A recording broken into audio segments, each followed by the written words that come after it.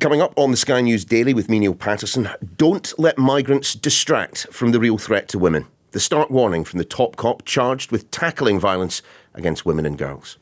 Save our kids! Save our kids! Save our kids! No one would deny there is widespread concern over the levels of illegal immigration and asylum, particularly when it comes to violent or sexual crimes on women. The question is whether those concerns are valid. Well, according to the police officer in charge of tackling violence against women and girls, Deputy Assistant Commissioner Helen Millichap, they're a distraction. I'm concerned that the message could get missed in the current political discourse, which is, where does the real threat come from? It's from a multitude of things. And that the political row around asylum seekers is diverting attention from those who make up the overwhelming majority of offenders. An unhelpful distraction then, given the government wants to have violence against women and girls in a decade. But with under-resourced police forces, log-jammed courts and prisons full to bursting, that was already looking tricky. We'll be looking in a bit more depth at the government's ambition with the former Victims Commissioner, Dame Vera Baird. She will be here shortly. But first, let's turn to our home news correspondent, Mollie Malone. Mollie, clearly this is an important topic. So what exactly did Helen Millichap tell you?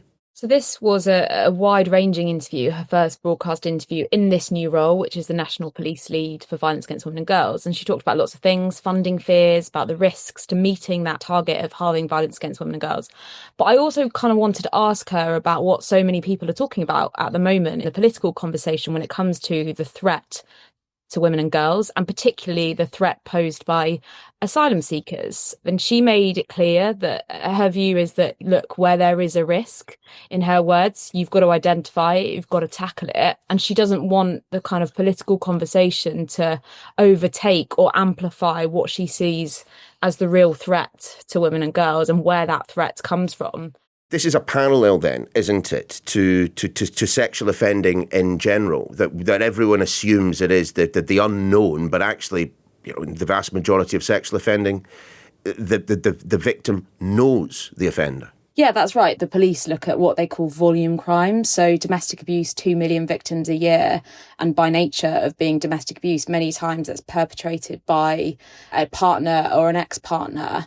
And the same, she said, with many sexual offences is often the victim will know the perpetrator. None of which is to say that the Deputy Assistant Commissioner doesn't accept that immigrants do commit crime, including violent and sexual offences against women and girls. Exactly. And I think actually this is really important to say, that I've spent time at some of these protests in Epping, for example. It's a wide range of people, right? It's women, girls and men. They all justifiably have their concerns about undocumented migrant men posing a risk in communities, a risk to women's safety. We saw in Epping, remember, a man was convicted for the sexual assault of a 14-year-old girl and also of an adult woman. So this kind of idea is not coming from nowhere. But I guess the two things aren't mutually exclusive. It can both be true that people feel threatened by asylum seekers, people that they don't know in their community in terms of women's safety.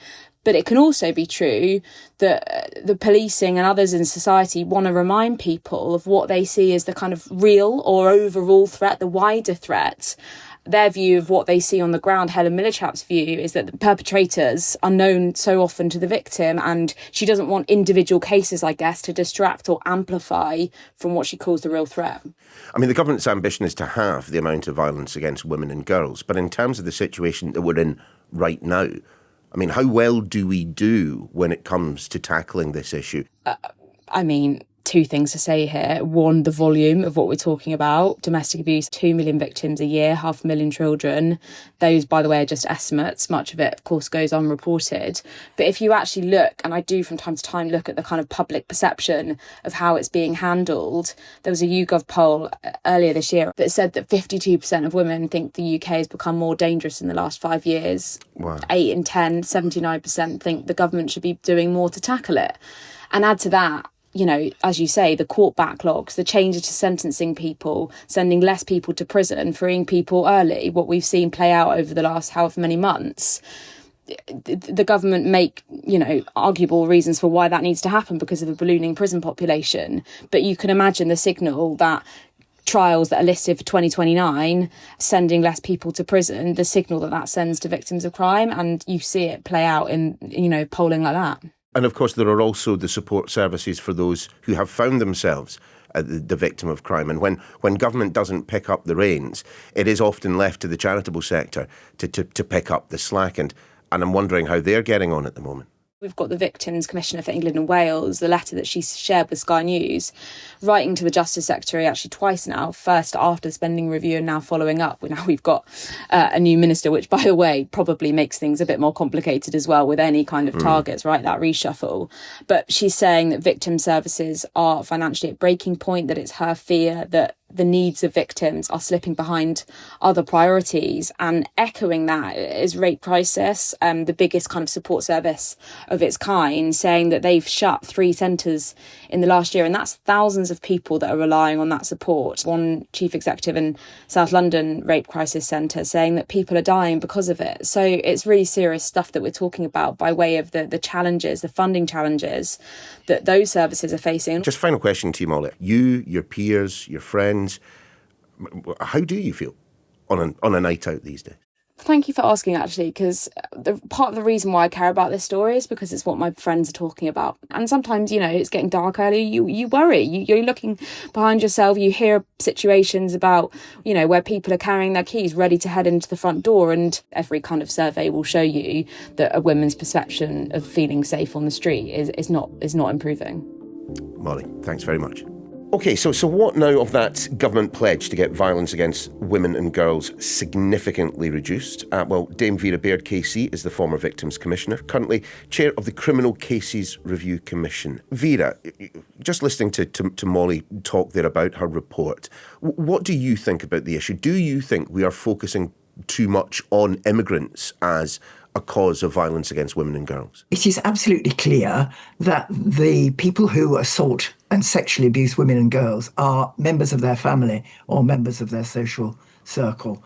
So about 85% of rapes, possibly a little more this year, are by people the person knows.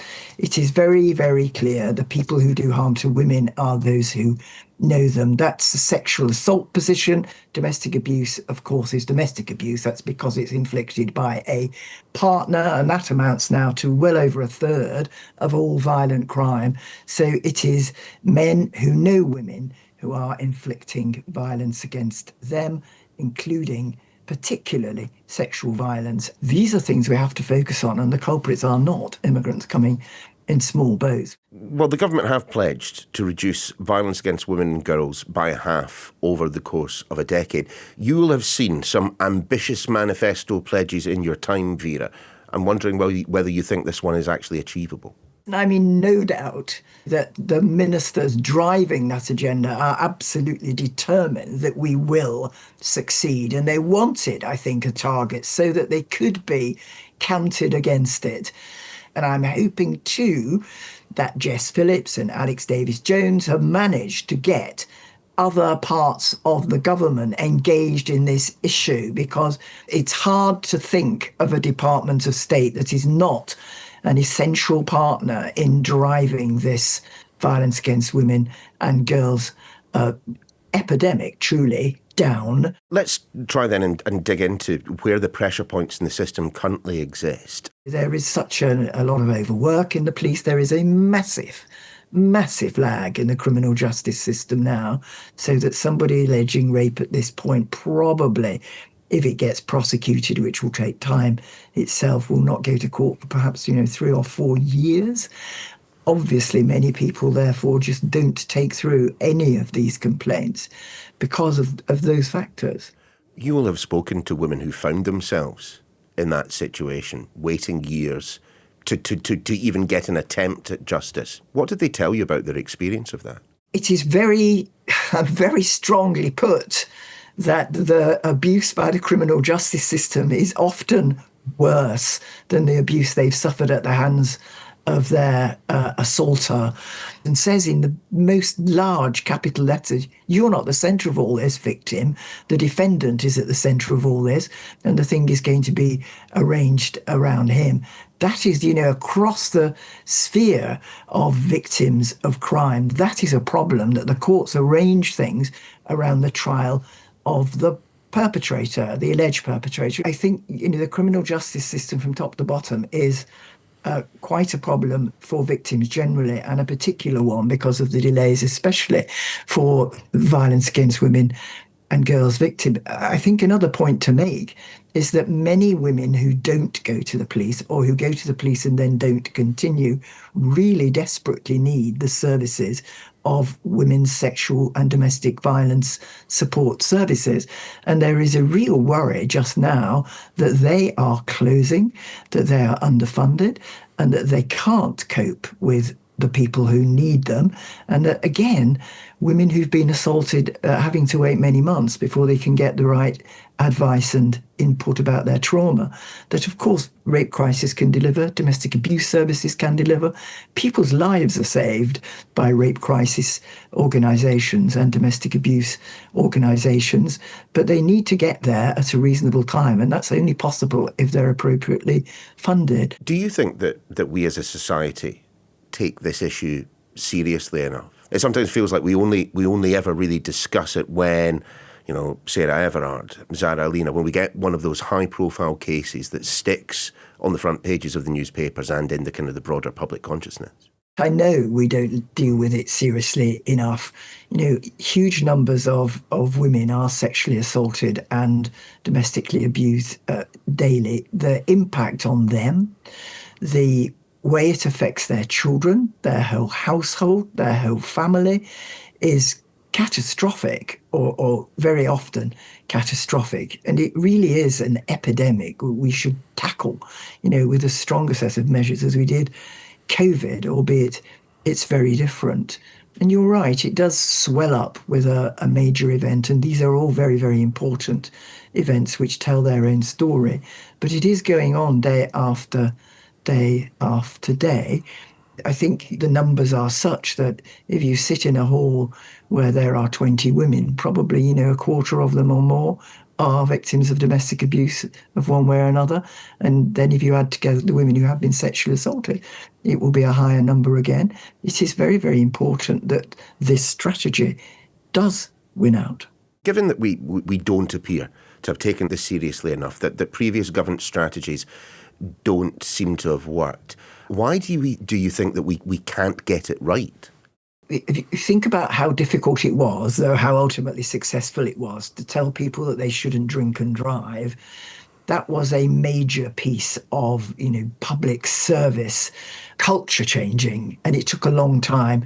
But the depth of cultural presence of, the male domination, the role of the man being what it is, and the role of the woman being relatively subordinate or undervalued, or the one who stays at home, and so on, that is massively culturally entrenched. It's something that we have to work on about general equalities. But the problem is, because there still is massive inequality, including, of course, financial inequality, so that people can't get away from violent relationships because they haven't got the funding themselves. Men know that they can dominate women because she can't get away, because she isn't in as well a paid job as they are. All of that cultural entrenchment makes it an immensely difficult task, 10 times or 20 times more difficult than stopping people from drinking and driving.